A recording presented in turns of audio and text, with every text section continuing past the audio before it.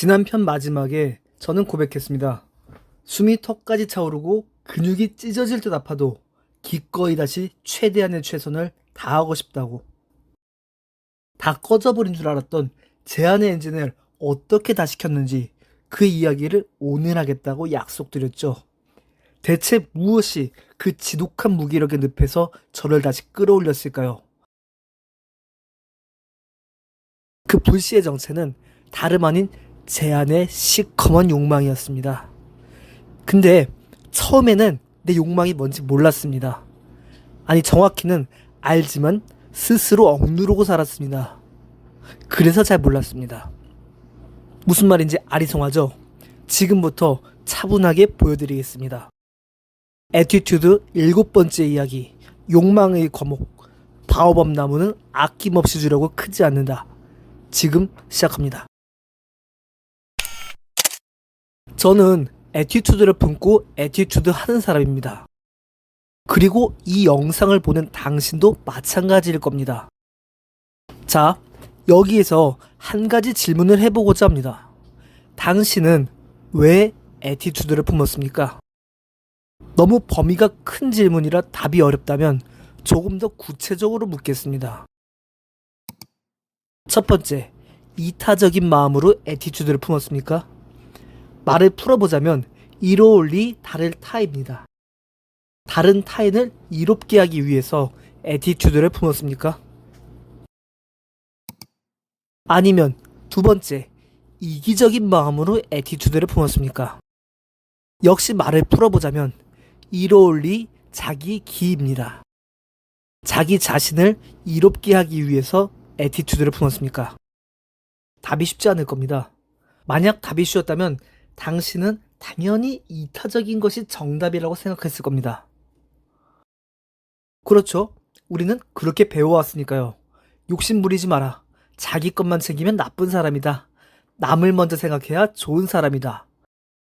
그러니까 우리 뇌 속에는 자연스럽게 이런 등식이 박혀 있습니다. 욕망은 나쁜 것, 이타심은 좋은 것. 적어도 우리가 배워온 도덕책에서는 의심의 여지가 없이 이랬습니다. 다시 한 가지 질문을 해보겠습니다. 당신이 지금 배가 너무 고픕니다. 그래서 밥을 먹고 싶다는 욕망이 생겼습니다.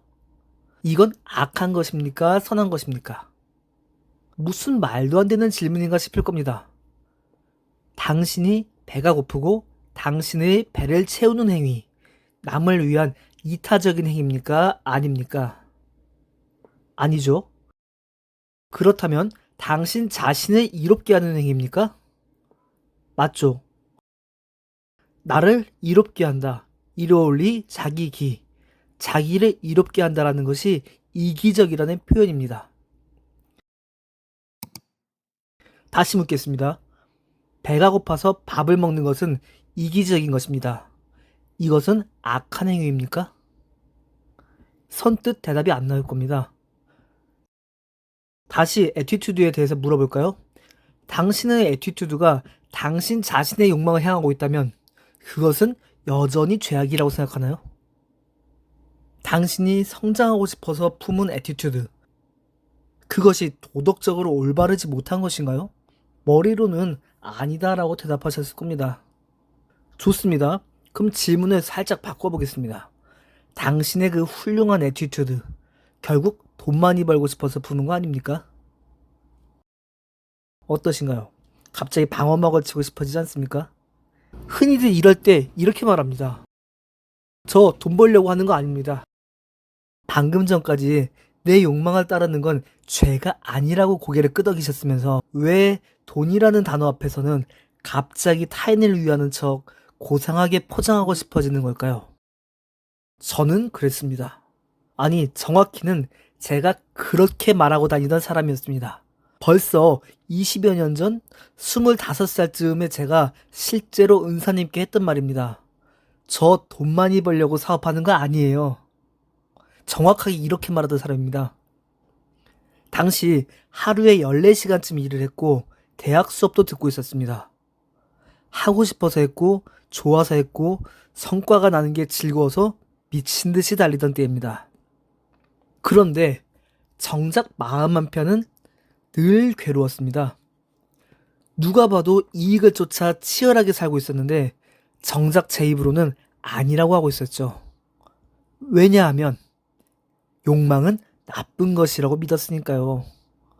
내가 즐거울수록, 내가 성공할수록 내가 점점 더 나쁜 놈이 되어가는 것 같은 그 지독한 모순. 성장하고 싶은 본능과 그걸 죄라고 믿는 이성이 매일 충돌했습니다. 그때 은사님이 말씀하셨습니다.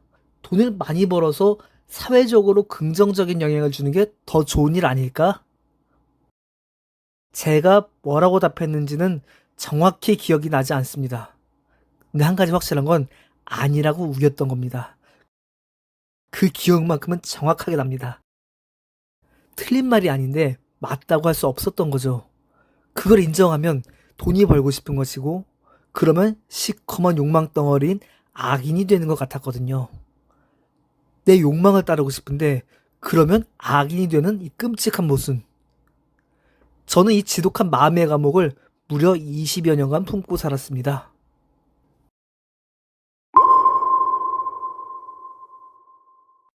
그 오랜 세월이 흘러 저는 글을 쓰고 본질을 탐구하는 작가가 되었습니다. 그리고 마침내 이 끈질긴 모순에 사슬을 끊어낼 방법을 찾아냈습니다. 바로 세상에서 가장 철저하게 이타적이라고 알려진 존재를 살해 연구하여 답을 찾아낸 것이었습니다.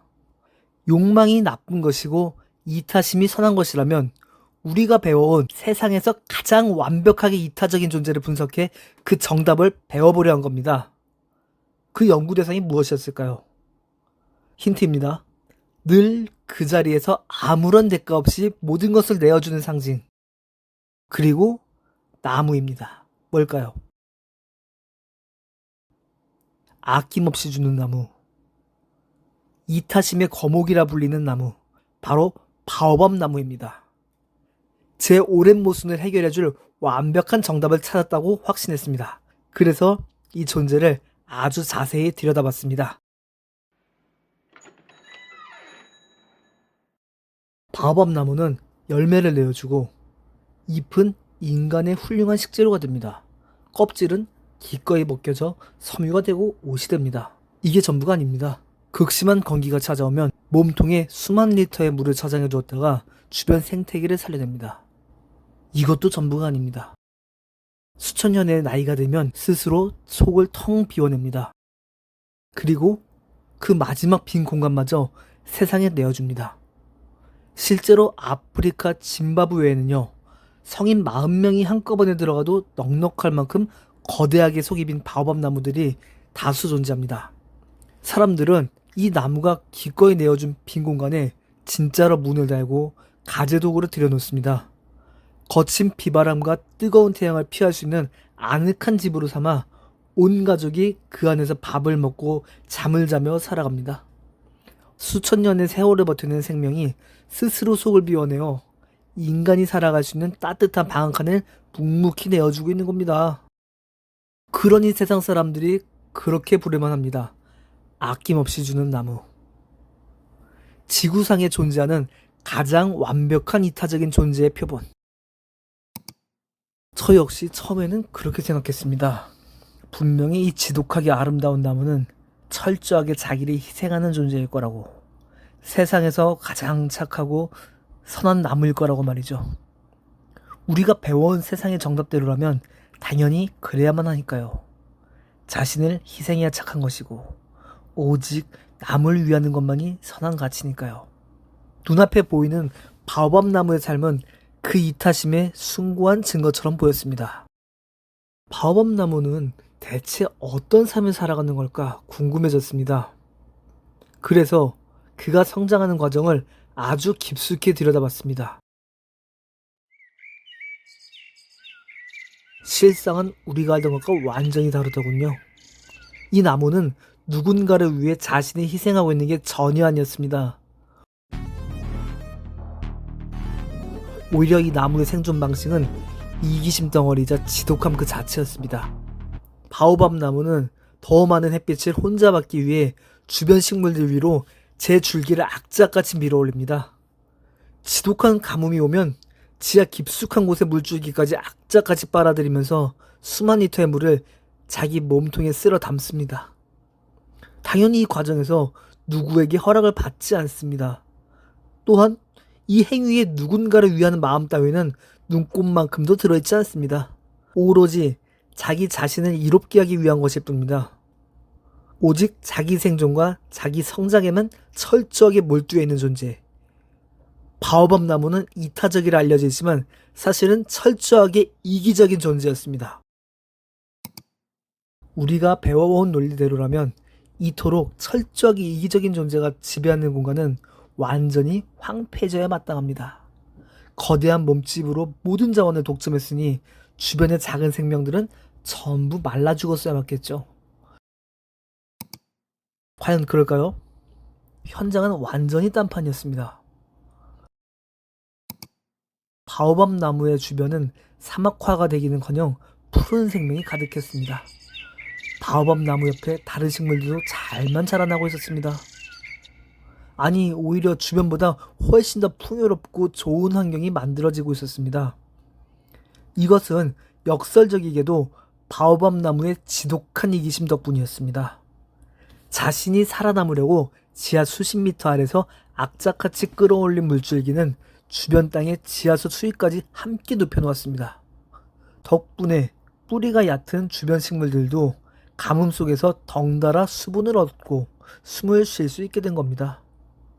자신이 햇빛을 받으려고 웅장하게 키워낸 거대한 가지와 잎사귀들은 아프리카의 살인적인 태양볕을 막아주는 거대한 천연 그늘막이 되어주었습니다. 강한 햇볕에 말라 죽어가던 작은 생명들이 그 이기적인 그늘 아래 모여들어 비로소 안식을 얻은 겁니다. 이 나무는 타인을 위해 살아가지 않습니다. 그러니 이타적인 게 아닙니다. 철저히 자신을 위해 살아갑니다. 그러니 이기적인 게 맞습니다. 그렇지만 그 이기적인 결과로 주변이 엄청난 득을 보고 있었습니다. 자신의 욕망에만 소름 끼치도록 충실했는데 주변에서는 그로 인한 최고의 혜택을 얻고 있는 겁니다. 칸트의 정언 명령이 떠올랐습니다. 내가 하는 행동이 모든 사람의 행동 기준이 되어도 세상이 괜찮으면 그게 옳은 행동이다. 세상의 모든 존재가 바오밥 나무처럼 행동한다면 어떻게 될까요? 세상의 모든 존재가 자기 안의 잠재력을 최대치로 끌어올리기 위해 욕망한다면 세상은 어떻게 될까요? 세상이 망할까요? 황폐화될까요? 아닙니다. 세상은 거대한 숲이 됩니다. 과학자가 최고의 진리를 욕망하고, 조각가가 최고의 형상을 욕망하고, 사업가가 최고의 가치를 욕망해서 스스로 거목이 되는 것. 모두가 철저하게 욕망을 향해도 세상에 아무런 해를 끼치지 않습니다.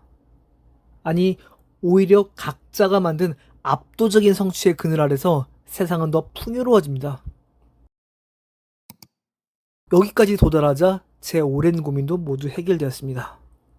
내 안에서 용솟음치던 그 뜨거운 욕망들, 성공하고 싶고 정점에 서고 싶고 압도적인 결과로 내고 싶었던 그 지독한 갈증, 그건 나쁜 게 아니었습니다.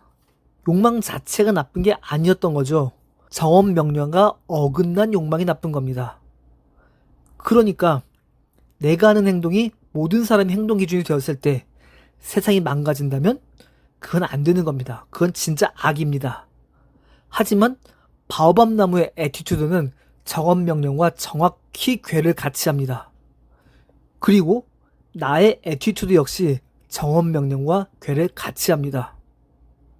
바오밥 나무는 자신의 애티튜드를, 자신의 욕망을 결코 죄악시하지 않습니다. 하늘을 향해 거침없이 줄기를 치받으며 자신의 욕망을 세상에 사과하지 않습니다.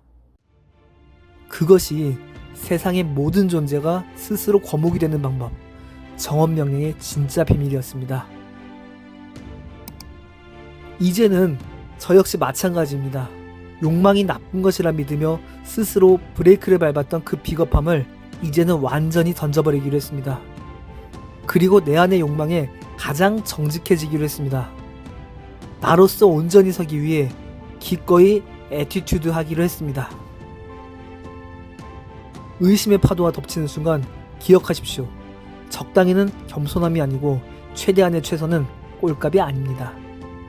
셰프는 고기의 익힘에 집착해야 옳고 가수는 무대에서 끼를 부려야 옳습니다.